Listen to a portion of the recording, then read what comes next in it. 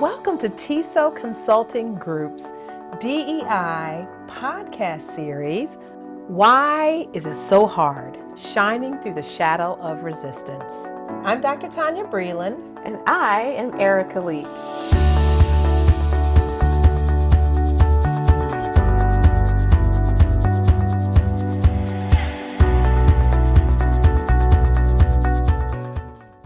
Welcome back. Welcome back, everybody. Yeah, so happy that you joined us. We are Tonya Breland. And I'm Erika, and this is our podcast, Why Is This So Hard? Shining Through the Shadow of Resistance. And in this podcast series, we really just take a look at issues, and we discuss those things that really prevent us from being socially just and free. So the goal here is to disrupt status quo of racial inequality and inequity in systems. And our goal is for each episode to just challenge us to be the change that we want to see. Yeah, so today's topic is an interesting one: to cancel or not to cancel. So we kind of like the play on that because, Erika loves Shakespeare. Love it. And so, although this is not Shakespeare, we do not. have some interesting pieces of our conversation that we hope that you will chime in on and give us some feedback on. So how do we want to start this one? So this is really about our current tendency to cancel people around different things that might be said. Particularly, it's really around what people say. Yeah.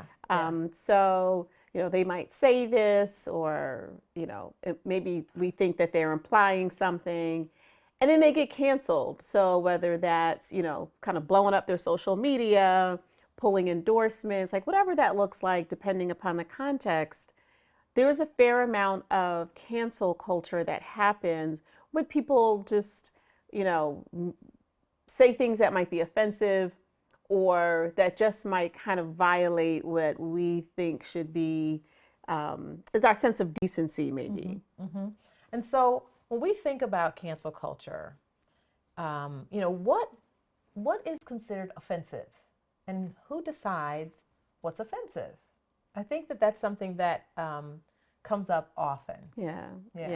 And I think that's why that whole question around like who decides what's offensive is a reason why, the offender might just really take issue. It's like, I either didn't mean it like that, or, you're taking it out of context, or, those kinds of things. So that's a really good question. So who decides? And I would say that, we start with whatever marginalized community the comment is directed towards. I feel like we start there. Yeah, it kind of reminds me of, how we define microaggressions. Microaggressions can be subtle, or they can be intentional, or unintentional. They can be statements that really reveal a bias. Yeah. And we'll talk about bias in another episode. But, when a microaggression is stated in certain situations, it's considered a microaggression because of the subtlety in it. Right. But sometimes cancel culture doesn't just address microaggressions, but also, I would say, macroaggressions as well. Sure. So you're talking about microaggressions. So give an example of a microaggression. Well, this one, interestingly enough, I've heard, and I'm sure you might have heard it as well. There have been times in the past when I've spoken, and may have also spoken with other colleagues who were not Black women, or Black woman like me. And while they were also dynamic, I might get, you're so articulate. And the implication is, and I didn't expect you to be that way, or for a Black girl. And that gets to be really interesting because that usually is not how they mean it, or they don't know that's how they mean it. Right. And yet it can come across. But what I have found is that I might be getting that compliment, and the others who spoke didn't get that same compliment. Sure. And they were also eloquent in their speaking. Yeah. And so, there's an implication behind that. And And even along those same lines, my husband often shares a story of someone who asked him to describe himself. And he was going to meet up with this person. And he describes himself and says, I'm, yay high, da da da da, bald head, and, and I'm black, blah, blah, blah. And, the woman says, oh, you don't do black speak. And I'm not lying. This really did happen. And Wait, to him. She said that to him. She said that to him. Wow.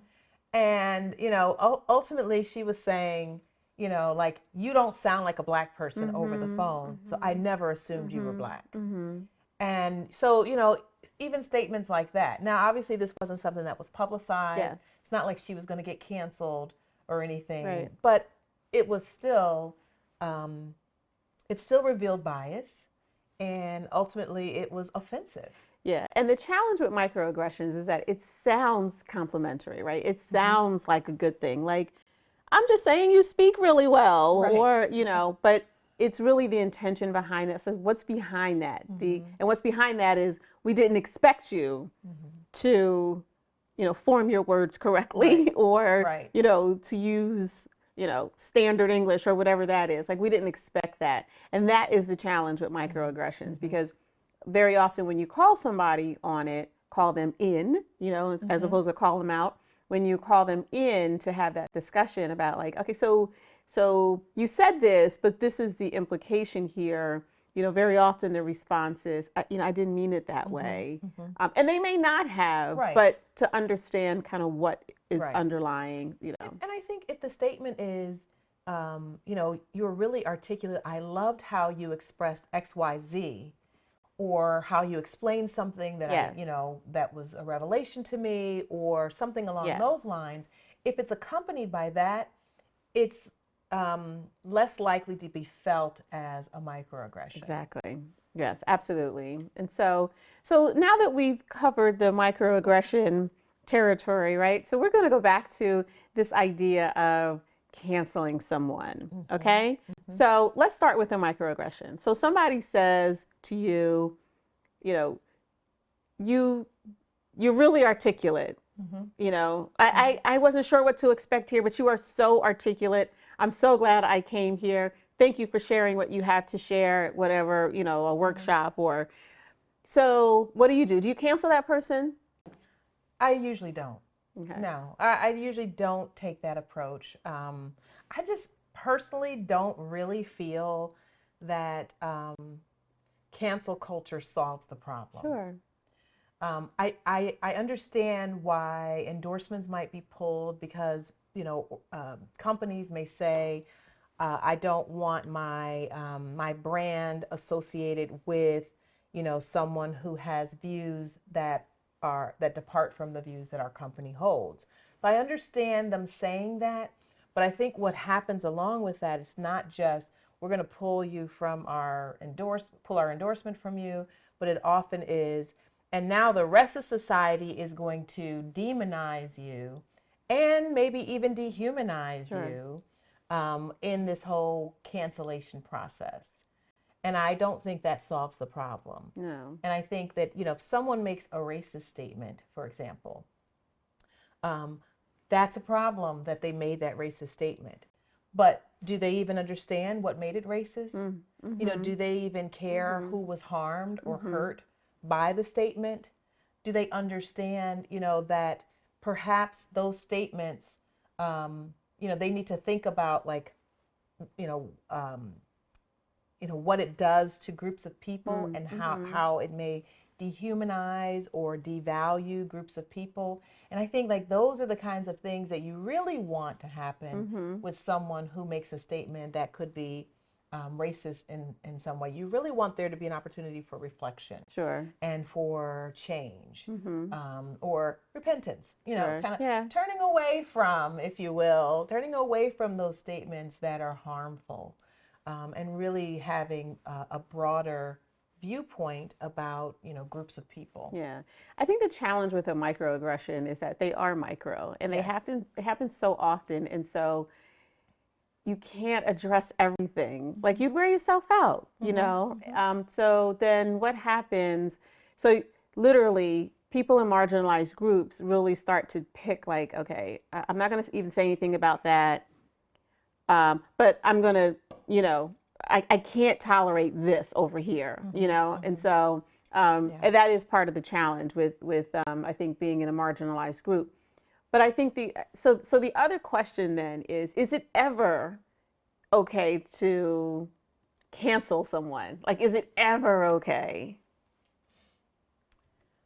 So it all depends on what we mean when we say that they're canceled. Does Canceled. that mean that they have no redemptive qualities whatsoever and that they can never come back from what they've done? So they might have redemptive qualities, but I'll never know because I don't want them around me. Right, right.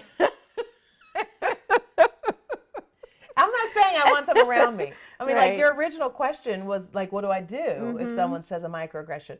Yeah, I mean, like, I'm not saying that I want them to be my friend, but I may say, especially if I have a relationship with them, I'll use that as an open door, the relationship as an open door to be able to help them understand why that might be a microaggression. So, you know, something that we get a lot. And I remember some years ago having a conversation with someone who I did see as my friend, and she was basically talking about her children not,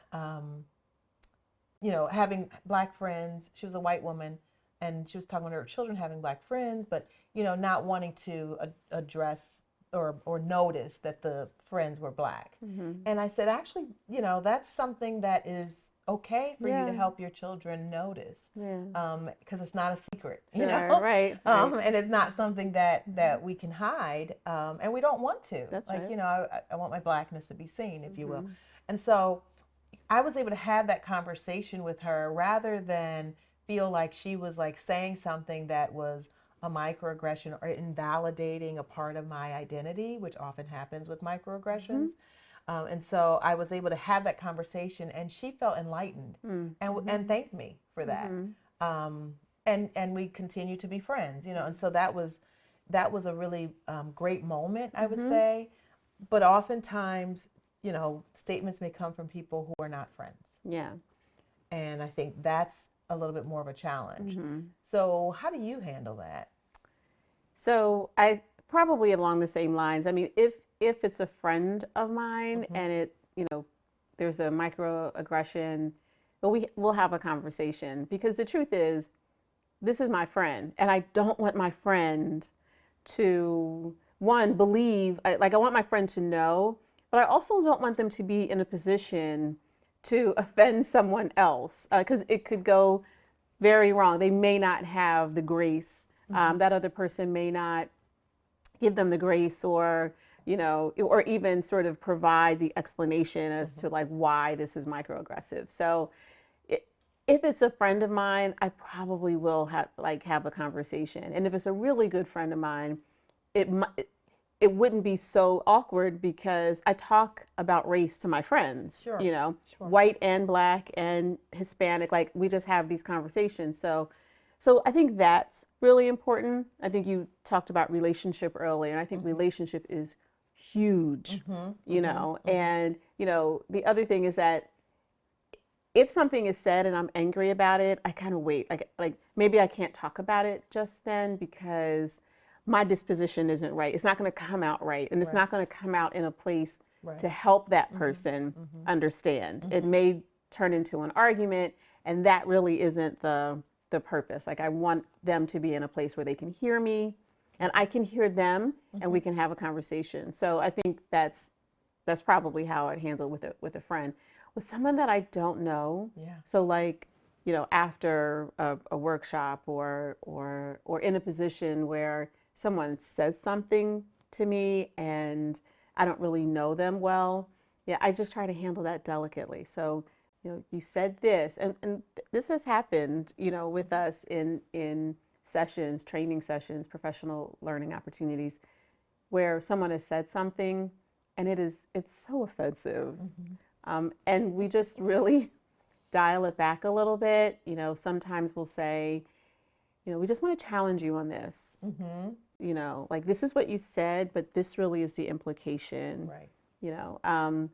And we try to do it in love, but also in respect.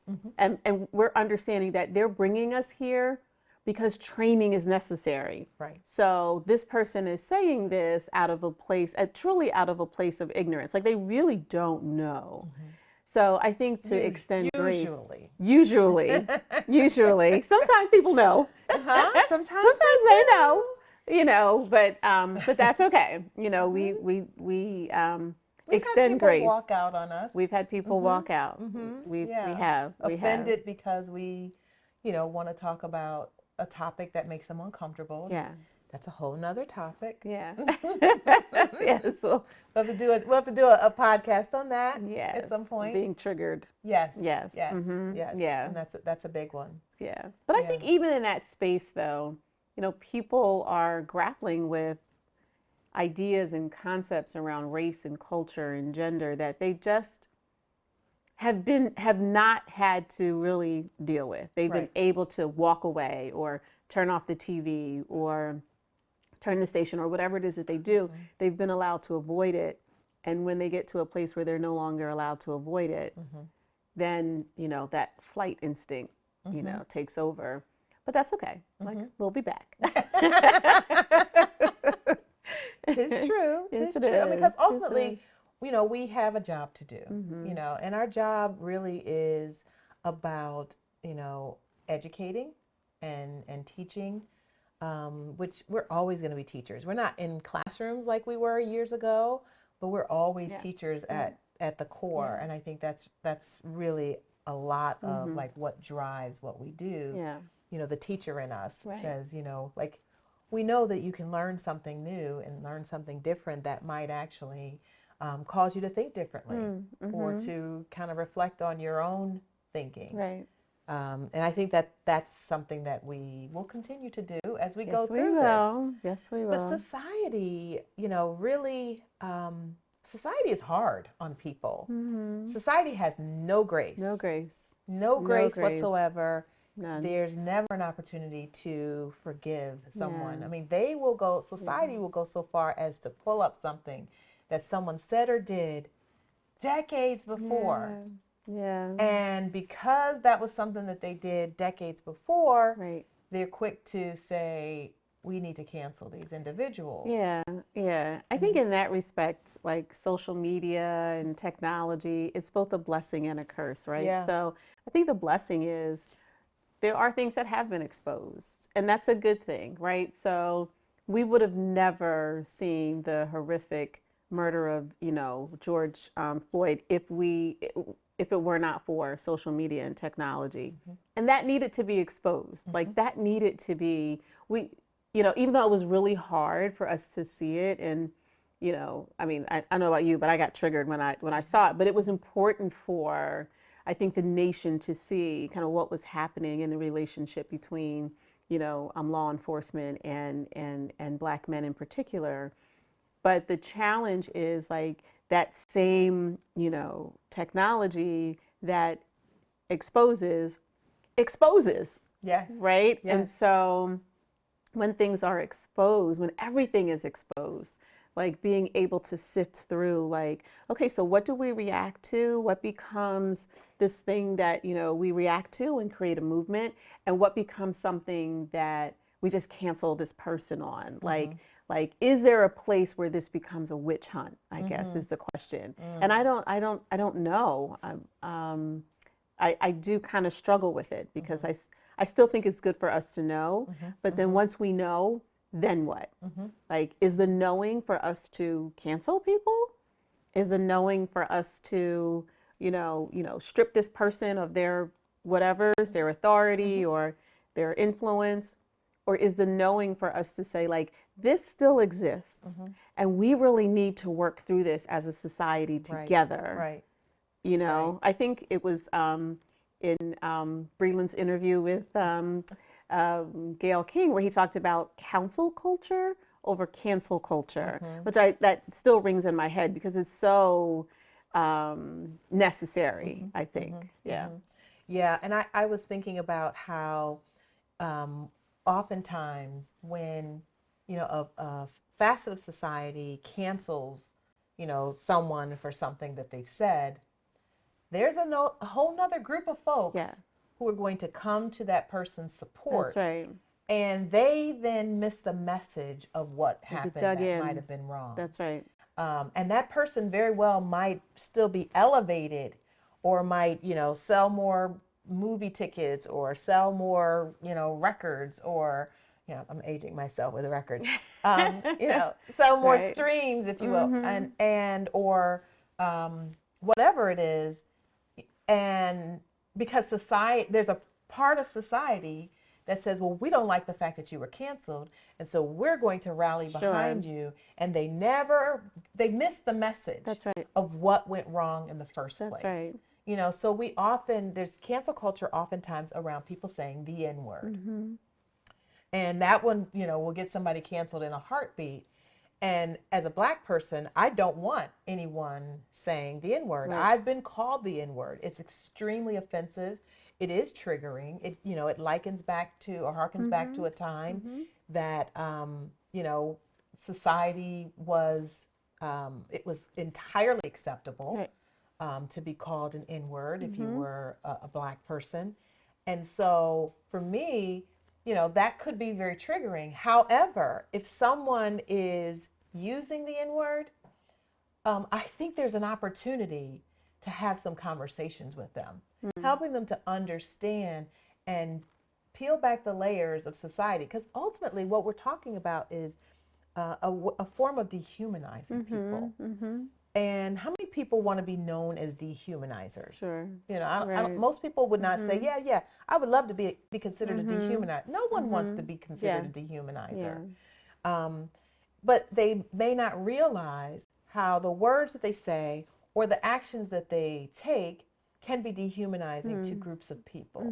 And I think being able to, like you said, educate them and provide them that information is helpful. The N-word is challenging though, isn't it? Very challenging. Right? Because it's in a lot of music, and people are, I was just rapping, or I was just singing a song. It's like, well, maybe you can't sing that song or that part of the song or something like that, But I think even being able to get into a conversation and say, like, so there's a really complex history here. Yes. But I think once you cancel people, you lose the ability to have the conversation and to really sort of, and I think it's true, people do get dug in. So we're seeing that now with the Dilbert creator. And, he went on this rant, and, I think it was like newspapers kind of, stopped printing or publishing his news strip because of some of the things that he said.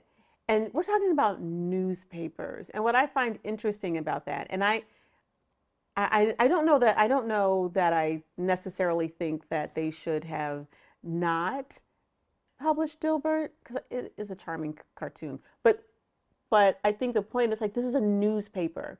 Like, what kinds of opportunities do you have to educate people? What kinds of opportunities do you have to enter into a conversation? Like, do you know how, do you know why what you said was offensive? Like, do you know? Because I think one of the things he said was, I identified as Black because I believe in a winning team, or it was like something like that. So that was one of the things. That was one of the things that he said. And now he's not, because some poll said that Black people, what was it? It was an opinion poll. Yeah. That said something about, I guess, Black people either not agreeing with the statement about, is it okay to be white or something along those lines. I really would have to go back and And because of that poll, he's like, oh, I'm done now. Right, or, with helping Black people or something. And I don't know whatever he said, I don't know that he took the time to think about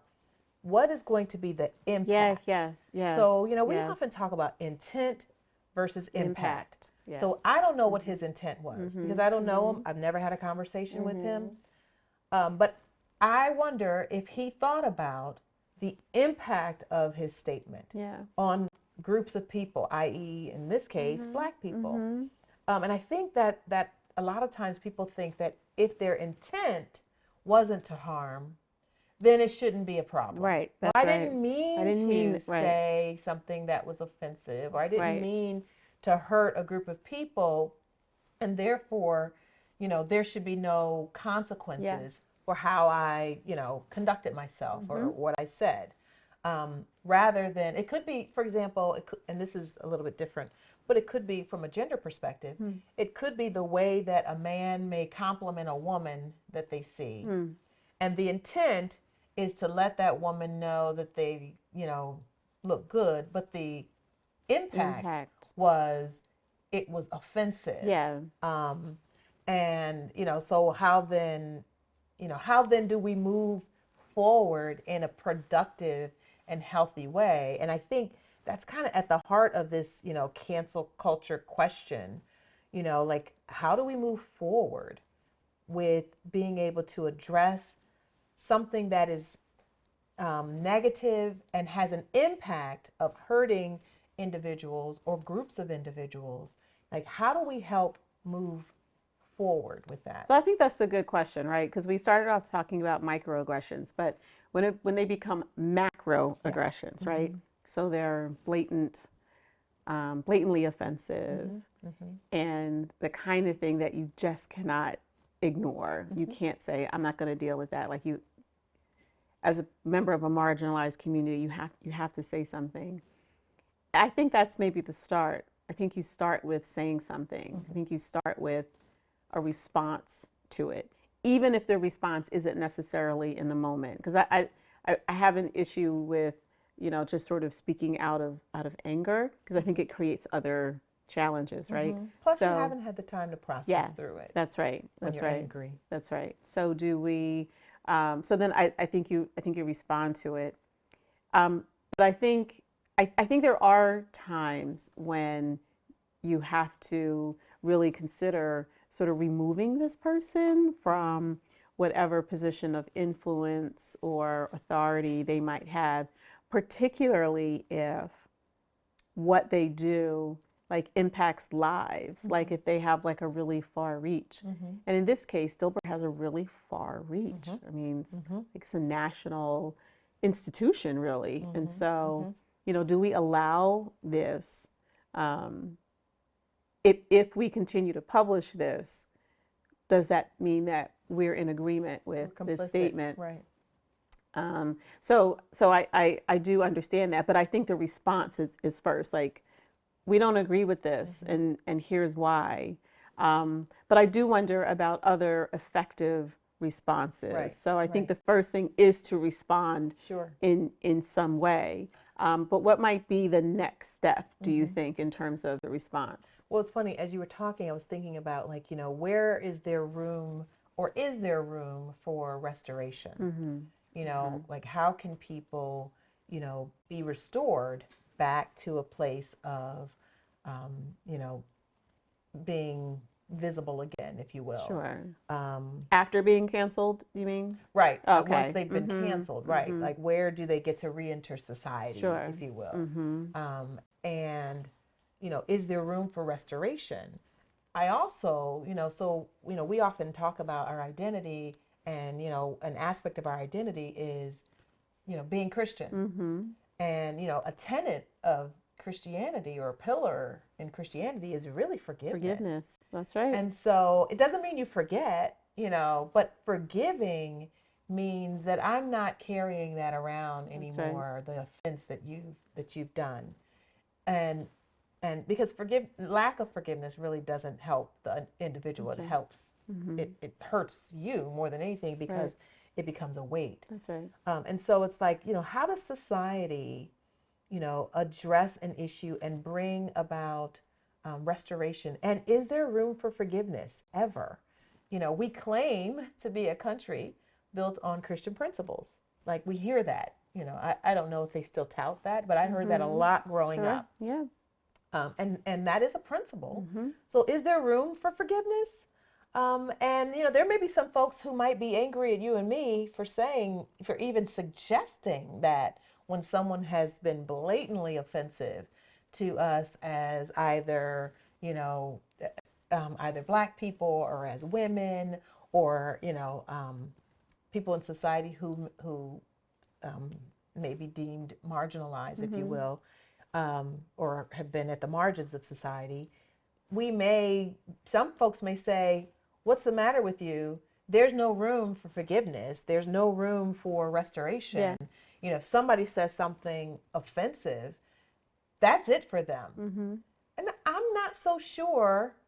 And I wonder, what you think about this, really, because, we've talked about like how society looks at, these issues. Is it the right thing?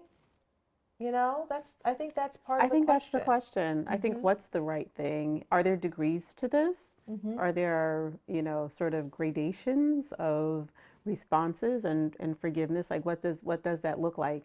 I don't know that we've necessarily solved it. We'll probably have to do a part 2 at some point of this episode on cancel culture. But I do think I think reach and influence has something to do with it. But I also think, people still, because we're not a society that's openly talking about, race and gender and sexuality and culture, we will continue to be triggered by statements and actions that offend marginalized groups, in those areas.